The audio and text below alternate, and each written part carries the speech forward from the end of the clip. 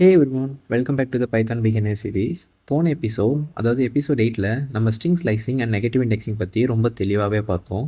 நீங்கள் அதை இன்னும் பார்க்கலன்னா கண்டிப்பாக இந்த வீடியோவை செக் பண்ணி பாருங்கள். இன்றைக்கி வீடியோவில் நம்ம ஸ்ட்ரிங்கோட நெக்ஸ்ட் கான்செப்ட்ஸ் தான் பார்க்க போகிறோம். நம்ம பார்க்க போகிறது 3 முக்கியமான topics: string concatenation, escape characters and string methods. இது எல்லாமே ரியல் டைம் ப்ராஜெக்ட்ஸில் ரொம்பவே யூஸ் பண்ணுவோம். ஸோ வீடியோ ஸ்கிப் பண்ணாமல் பாருங்கள். இப்போ நம்ம வீடியோக்குள்ளே போகலாம். ஃபர்ஸ்ட், ஸ்ட்ரிங் கன்கேட்டினேஷன்னா என்னென்னு பார்ப்போம். கன்கேட்டினேஷன்னா ஒன்றும் இல்லை, 2 அல்லது அதுக்கு மேற்பட்ட ஸ்ட்ரிங்கை ஒன்றா சேர்க்கறது தான் ஸ்ட்ரிங் கன்கேட்டினேஷன். பைத்தானில் இதுக்கு நம்ம சிம்பிளி ப்ளஸ் ஆப்ரேட்டர் யூஸ் பண்ணுவோம். ஒரு சின்ன எக்ஸாம்பிளோட பார்க்கலாம். ஓகே, இப்போ வந்து ஃபர்ஸ்ட் அண்டர்ஸ்கோர் நேம் அப்படின்னு சொல்லிட்டு நான் ஒன்று க்ரியேட் பண்ணுறேன். ஸோ இதுக்குள்ளே வந்துட்டு நான் ஜோசப் அப்படின்னு சொல்லிட்டு ஒன்று போட்டுக்கிறேன். ஸோ லாஸ்ட் நேம் சொல்லிட்டு ஒரு வேரியபிள் க்ரியேட் பண்ணிக்கிறேன். ஸோ இதுக்குள்ளே வந்து பார்த்திங்கன்னா நான் விஜய் அப்படின்னு சொல்லிட்டு கொடுத்துக்கிறேன். இப்போ இந்த 2 வேரியபிளையும் நம்ம கன்கேட்டினேட் பண்ணலாம் ப்ளஸ் ஆப்ரேட்டர் யூஸ் பண்ணி. எப்படின்னு பார்த்தீங்கன்னா ஃபுல் நேம் அப்படின்னு ஒரு வேரியபிள். ஸோ இந்த ஃபுல் நேமுக்குள்ளே வந்துட்டு நம்ம ஃபஸ்ட் நேமோட வேரியபிளை கொடுக்குறோம். ஓகேங்களா? ஸோ நெக்ஸ்ட் வந்துட்டு லாஸ்ட் நேம் கொடுப்போம். இப்போ நம்ம இந்த ஃபுல் நேமை பிரிண்ட் பண்ணி பார்க்கலாம். இது பிரிண்ட் பண்ணி பார்ப்போம் என்ன வருதுன்னு. பார்த்தீங்கன்னா தெரியும், நம்மளுக்கு வந்து ஜோசப் விஜயன் பிரிண்ட் ஆகிடுச்சு. பட் ஸ்பேஸ் இல்லை, பிகாஸ் நம்ம வந்துட்டு 2 வேரியபிள் க்ரியேட் பண்ணியிருக்கோம். பட் நம்ம அந்த எந்த ஒரு ஸ்பேஸும் அசைன் பண்ணலை. அதனால தான் இப்படி இருக்குது. நீங்கள் இதை எப்படி ஃபிக்ஸ் பண்ணலாம் அப்படின்னு பார்த்தீங்கன்னா, இன்னொரு ப்ளஸ் ஆப்ரேட்டர் போட்டுட்டு ஒரு டபுள் கோட்ஸ்குள்ளே நம்ம வந்துட்டு ஸ்பேஸ் விட்டுருவோம். ஸோ நம்ம இப்போ இது பிரிண்ட் பண்ணி பார்த்தோன்னா பார்த்தீங்கன்னா தெரியும், பக்காவாக பிரிண்ட் ஆகிருக்கு. ஸோ இதுதான் வந்து ஸ்ட்ரிங் கன்கேட்டினேஷன். ஒரு ப்ளஸ் ஆப்ரேட்டர் யூஸ் பண்ணி 2 ஸ்ட்ரிங்கையும் மர்ஜ் பண்ணுறது, அதுதான் ஸ்ட்ரிங் கன்கேட்டினேஷன்னு சொல்லுவாங்க. ஹோப் உங்களுக்கு இது புரிஞ்சிருக்கும்னு நினைக்கிறேன். நெக்ஸ்ட் நம்ம எஸ்கேப் கேரக்டர்ஸை பற்றி பார்க்கலாம். சில நேரம் ஒரு ஸ்ட்ரிங்குள்ளே சிங்கிள் கோட்ஸ் இல்லைனா டபுள் கோட்ஸ் யூஸ் பண்ண வேண்டியது இருக்கும். அப்போ பைத்தான் கன்ஃபியூஸ் ஆகி எரர் காட்டும். அதை தவிர்க்க தான் பேக்ஸ்லாஷ் யூஸ் பண்ணி எஸ்கேப் கேரக்டர்ஸ் க்ரியேட் பண்ணுறோம். இது ஸ்ட்ரிங்கோட நார்மல் ஃப்ளோவை எஸ்கேப் பண்ணி ஸ்பெஷல் கேரக்டர்ஸை பிரிண்ட் பண்ண யூஸ் ஆகும். ஒரு எக்ஸாம்பிள் பார்க்கலாமா? ஃபார் எக்ஸாம்பிள், நான் டயலாக் அப்படின்னு சொல்லிட்டு ஒரு வேரியபிள் க்ரியேட் பண்ணிக்கிறேன். ஸோ இந்த வேரியபிளில் வந்துட்டு நான் ஒரு டயலாக் போடுறேன். ஓகேவா? ஹீ செட் அப்படின்னு சொல்லிட்டு கமா ஒரு டபுள் கோட்ஸ்குள்ளே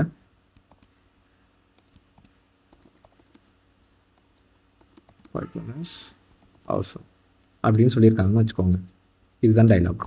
இப்போ எனக்கு இது வந்து டபுள் கோட்ஸ்குள்ளே வரணும். நான் பிரிண்ட் பண்ணணும். நான் பிரிண்ட்டுன்னு கொடுத்து இப்போ எனக்கு வந்துட்டு இது கரெக்டாக பிரிண்ட் ஆகணும். எனக்கு வந்து ஹீ செட் அப்படின்னு போட்டு பைத்தான் இஸ் ஆசம் அப்படின்னு சொல்லி டபுள் கோட்ஸில் ஹைலைட் ஆகணும். இப்போ நான் பிரிண்ட் பண்ணேன் அப்படின்னா எரர் அடிக்கும். அது வந்து கேட்குது, is this intended to be part of the string அப்படின்னு. பார்த்தீங்கன்னா தெரியும், இது வந்து ஒரு ஸ்ட்ரிங்கோட பார்ட்டாக நம்மகிட்ட கேட்குது. இது வந்து நம்ம எப்படி எஸ்கேப் பண்ணி எனக்கு இந்த டபுள் கோட்ஸ் பிரிண்ட் ஆகணும் அப்படின்னு பைத்தானுக்கு சொல்லணும் அப்படின்னு பார்த்தீங்கன்னா, அதுக்கு தான் நம்ம எஸ்கேப் கேரக்டர்ஸ் யூஸ் பண்ணுறோம். நீங்கள் ஒரு பேக்ஸ்லாஷ் மட்டும் யூஸ் பண்ணுங்கள். ஸ்டார்டிங்கில் ஒரு பேக்ஸ்லாஷ், இந்த பேக்ஸ்லாஷ் யூஸ் பண்ணதுக்கப்புறம் எண்டிங்கில் வந்துட்டு உங்களோட அந்த டபுள் கோட்ஸ் சிம்பிள் இருக்குல்ல, அதுக்கு முன்னாடி வந்து நீங்கள் இந்த பேக்ஸ்லாஷ் கொடுத்துக்கணும். ஓகேவா? ஸோ வந்துட்டு நம்மளுக்கு இது அழகாக பிரிண்ட் ஆகும். இப்போ நான் இதை பிரிண்ட் பண்ணி காட்டுறேன். பார்த்தீங்கன்னா தெரியும், he set Python is awesome. நம்மளுக்கு எந்த ஒரு எரரும் இல்லாமல் பக்காவாக ரன் ஆகிடுச்சு. நெக்ஸ்ட் நம்ம இன்னொரு எஸ்கேப் கேரக்டர்ஸ் பற்றி பார்ப்போம். இது வந்துட்டு பார்த்திங்கன்னா new line. So new line எப்படி நம்ம யூஸ் பண்ணணும்னு பார்த்தீங்கன்னா, ஃபார் எக்ஸாம்பிள் இப்போ எனக்கு ஒரு அட்ரஸ் அப்படின்னு சொல்லிட்டு எனக்கு ஒரு வேரியபிள் இருக்குது. ஓகேவா? ஸோ இந்த வேரியபிள்குள்ளே வந்துட்டு நான் ஒரு ஸ்ட்ரிங் க்ரியேட் பண்ணுறேன். ஸோ இப்போ நான் ஒரு லொக்கேஷன் புதுச்சேரி அப்படின்னு கொடுத்துட்டேன். எனக்கு கமா இந்தியா அப்படின்னு சொல்லிட்டு நான் கொடுத்துட்டேன். ஓகேவா? எனக்கு இந்த இந்தியா வந்து அடுத்த லைனில் பிரிண்ட் ஆகணும். இப்போ நான் ஃபார் எக்ஸாம்பிள் ஒரு லெட்டர் அந்த மாதிரி எழுதுறேன்னா, நீங்கள் ஃபஸ்ட் புதுச்சேரி கமா கீழே வந்துட்டு இந்தியான்னு எழுதுவீங்கன்னு வச்சுக்கோங்களேன். அப்போ இந்த இந்தியா வந்து எப்படி கீழே கொண்டு வருதுன்னு பார்த்தீங்கன்னா, இதுக்கு முன்னாடி இந்த இந்தியான்றதுக்கு முன்னாடி பேக்ஸ்லாஷ் என் இப்படி நீங்கள் கொடுத்தீங்கன்னா இதுக்கு அப்புறம் வருது எல்லாமே அடுத்த லைனில் பிரிண்ட் ஆகும். இப்போ நம்ம இதை ரன் பண்ணி பார்க்கலாம். ஒரு பிரிண்ட் ஸ்டேட்மெண்ட் போட்டுட்டு இந்த அட்ரஸ் அதில் போட்டுக்கிறேன். இப்போ நான் பிரிண்ட் பண்ணி பார்த்தீங்கன்னா பார்த்தீங்கன்னா தெரியும், புதுச்சேரி இந்தியா. நம்மளுக்கு இது வந்து பக்காவாக பிரிண்ட் ஆகிடுச்சு. நெக்ஸ்ட் இந்த எஸ்கேப்லேயே வந்து பார்த்திங்கன்னா நம்மளுக்கு டேப் ஸ்பேஸ்னு ஒன்று இருக்குது. ஸோ அது எதுக்கு யூஸ் ஆகும்னு சொல்லிட்டு பார்ப்போம். ஃபார் எக்ஸாம்பிள், நான் ஸ்கில் செட் அப்படின்னு சொல்லிட்டு ஒரு வேரியபிள் க்ரியேட் பண்ணுறேன். ஓகேவா? இதுக்குள்ளே என்னோடய ஸ்கில் செட் எல்லாத்தையும் நான் கொடுக்குறேன். லாங்குவேஜஸ் அப்படின்னு சொல்லிட்டு ஒன்று. ஸோ இதுக்குள்ளே வந்துட்டு என்னோடய ஸ்கில் செட் நான் கொடுக்குறேன். அதுக்கு முன்னாடி நான் எதுவுமே ஸ்பேஸ் இல்லாமல் டைப் பண்ணிடுறேன். ஓகேவா? இப்போ நான் பிரிண்ட்டுக்குள்ளே என்னோடய ஸ்கில் செட்டு இந்த வேரியபிளை நான் பிரிண்ட் பண்ணுறேன்.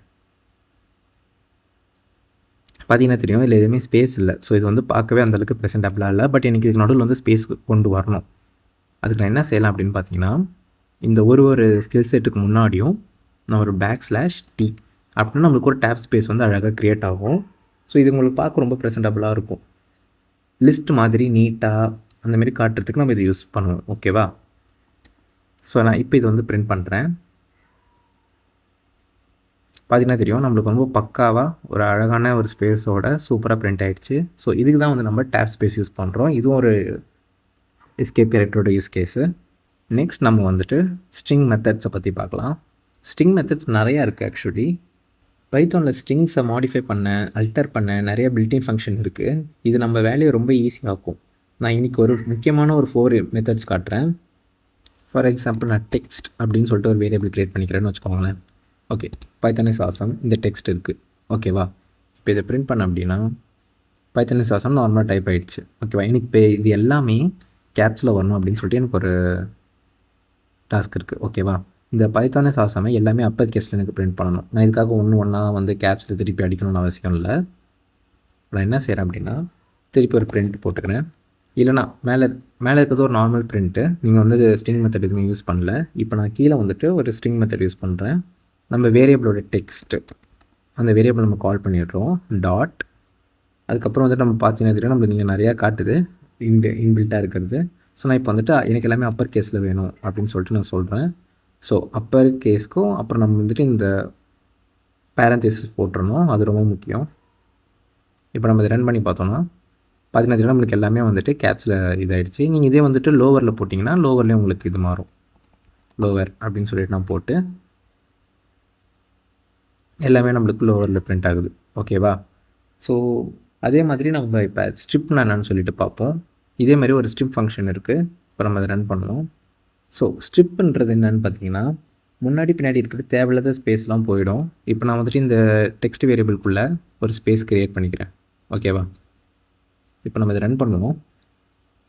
பார்த்தீங்கன்னா தெரியும், ஃபஸ்ட் நம்ம எந்த ஒரு மெத்தடும் ஸ்ட்ரிங் மெத்தடும் யூஸ் பண்ணாதில் வந்துட்டு தேவையில்லாமல் ஸ்பேஸ் எக்கச்சக்கமாக இருக்குது. பட் இங்கே பிரிண்ட் பண்ணதை பார்த்தீங்கன்னா முன்னாடி இருக்கிற ஸ்பேஸ் இல்லை, பின்னாடி நம்ம க்ரியேட் பண்ண எக்ஸ்ட்ரா ஸ்பேஸஸும் இல்லை. ஓகேவா? ஸோ இதுக்கு நம்ம இந்த ஒரு ஸ்ட்ரிப் யூஸ் பண்ணுவோம், முன்னாடி பின்னாடி இருக்க தேவையில்லாத ஸ்பேஸை ரிமூவ் பண்ணுறதுக்கு. நெக்ஸ்ட் வந்து நம்ம ரீப்ளேஸ்ன்னு சொல்லிட்டு ஒரு மெத்தட் இருக்குது. ஸோ அது எப்படி யூஸ் பண்ணணும்னு பார்த்தீங்கன்னா, டெக்ஸ்ட் டாட் இந்த ஸ்டெப்பை எடுத்துருவோம், ரீப்ளேஸ். ஜஸ்ட் நீங்கள் நார்மலாக ஒரு இங்கிலீஷ் டைப் பண்ணுற மாதிரி தான். ஸோ நான் இதுக்குள்ளே வந்துட்டு ஒரு பேரந்தசிஸ் ஓப்பன் பண்ணிட்டேன். இப்போ எனக்கு என்னென்னா, இந்த பைத்தானுக்கு பதில் எனக்கு வந்து இப்போ பைத்தான் இஸ் ஆசம் பதிலாக ஜாவா இஸ் ஆசம் அப்படின்னு சொல்லிட்டு நம்ம போடணும். இது எப்படி போடலான்னு பார்த்தீங்கன்னா, ஃபர்ஸ்ட் நம்ம இந்த ஸ்ட்ரிங்கை வந்துட்டு இன்க்ளூட் பண்ணிடணும். கமா அகெயின் ஒரு டபுள் கோட்ஸ்குள்ளே.